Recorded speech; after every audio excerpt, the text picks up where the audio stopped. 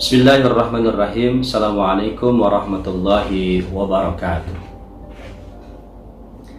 Innal hamdalillah nahmaduhu wa nasta'inuhu wa nastaghfiruh wa na'udzu billahi min syururi anfusina wa min sayyiati a'malina may yahdihillahu fala mudhillalah wa may yudlilhu fala hadiyalah. Asyhadu an la ilaha illallah wahdahu la syarikalah wa asyhadu anna Muhammadan abduhu wa rasuluhu wa mab'us rahmatan lil alamin.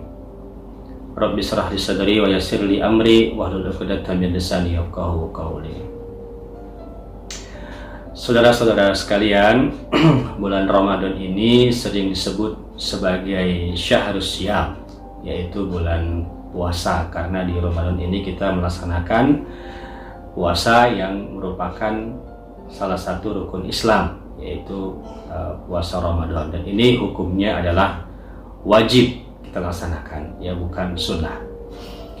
Tetapi di bulan ini juga sering juga disebut sebagai syahrul Quran, yaitu bulannya Al-Quran, karena di bulan inilah Al-Quran pertama sekali turun atau diwahyukan oleh Allah Subhanahu wa Ta'ala kepada Nabi besar Muhammad sallallahu alaihi wasallam. Nah, oleh karena itu, saudara-saudara sekalian, mari sama-sama kita jadikan Ramadan ini sebagai momentum terbaik kita untuk berinteraksi dengan Al-Quran. Saudara-saudara sekalian, yang menjadi perhatian kita semua adalah bahwa kita harus meyakini bahwa Al-Quran ini merupakan risalah yang diberikan oleh Allah Subhanahu wa Ta'ala kepada kita semuanya melalui Nabi-Nya Muhammad SAW untuk menjadi pedoman hidup kita. Satu permisalan misalnya, ya, karena ini risalah, ketika contoh ya, ketika seorang kepala desa mendapatkan sebuah risalah, ya, atau katakanlah misalnya surat perintah dari siapa yang paling tinggi, Presiden Republik Indonesia, ya, kepala desa mendapatkan surat dari Presiden Republik Indonesia yang isinya misalnya untuk membagikan bantuan langsung tunai misalnya kepada warganya sejumlah Rp600.000. Ya, bantuannya tidak boleh dalam bentuk sembako atau lainnya, tapi dalam bentuk cash misalnya, ya, atau uang. Lalu sang kepala desa ini menerima surat itu dengan perasaan yang sangat bahagia, berbunga-bunga. Suratnya dilihat-lihat begitu ya, dengan mata berbunga, mata berbinar-binar, ya, hati berbunga-bunga, dipandangi, kadang-kadang juga dicium, dielus-elus, ya, surat itu. Karena dari presiden ini, kopnya kop sekretariat negara, ya, setnek. Kemudian ditaruh di dalam lemari berkaca yang supaya tidak terkena debu, ya. Setiap hari begitu, dilihat, dielus, ya, dicium, taruh di atas lemari. Besoknya diambil lagi, dilihat, dicium, taruh di atas lemari, dan seterusnya begitu. Sampai dalam batas waktu instruksi surat tadi itu tidak dilaksanakan, ya, seminggu, 2 minggu, atau sebulan kemudian. Sehingga suatu ketika presiden menanyakan kepada sang kepala desa tadi, ya, wahai kepala desa, apakah engkau sudah menerima surat dariku, kata presiden. Sudah Pak Presiden, kata kepala desa dengan mantap, ya, saya sudah menerima surat dari Bapak, bahkan setiap hari surat itu saya cium, saya elus-elus, saya simpan di tempat terbaik supaya tidak lusuh, supaya tidak diganggu oleh yang lainnya. Nah, lalu kemudian sang presiden menanyakan kembali, apakah surat itu sudah kamu baca dan sudah kamu laksanakan apa instruksinya? Emang instruksinya apa Pak Presiden?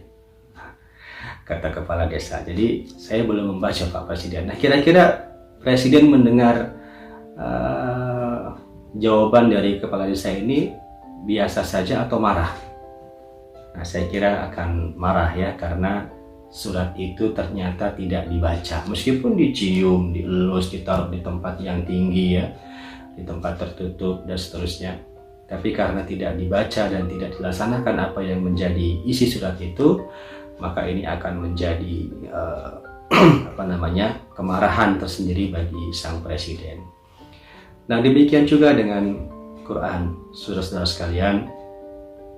Ini risalah yang tentunya diberikan oleh yang lebih tinggi dari hanya sekadar presiden, yaitu Allah Subhanahu wa Ta'ala. Dia yang telah menciptakan kita, yang telah memberikan segala sesuatunya kepada kita, ya. Alam ini, udara ini, tanah ini, air ini, semua diberikannya kepada kita. Kemudian dia memberikan sebuah risalah berupa Quran. Perlakuan kita sama seperti kepala desa tadi. Kalau perlakuan kita sama seperti kepala desa tadi, hanya sekedar Quran itu kita lihat, kita elus-elus, kita cium, kita taruh di tempat yang tinggi dalam lemari misalnya, tapi nggak pernah kita baca, atau nggak pernah kita, bahkan nggak pernah kita laksanakan apa yang menjadi isi dari Quran itu, maka tentunya Allah Subhanahu wa Ta'ala akan murka kepada kita. Oleh karena itu, saudara-saudara sekalian, mari momentum Ramadan ini kita jadikan sebagai interaksi terbaik kita dengan Quran. Kita mulai buka Quran ini, kita baca, kita lihat juga terjemahannya, artinya bagus, kita baca juga tafsirnya. Syukur-syukur kita bisa menghafal Quran itu, dan kalau bisa memang kita hafalkan Quran itu sedikit demi sedikit, dan yang lebih baik lagi kita amalkan dan kita dakwahkan kepada yang lainnya. Kita sampaikan kepada yang lainnya bahwa Quran itu adalah pedoman hidup kita. Selamat berbuka puasa. Kurang lebihnya mohon maaf. Sikum wa nafsi bitaqwallah. Assalamualaikum warahmatullahi wabarakatuh.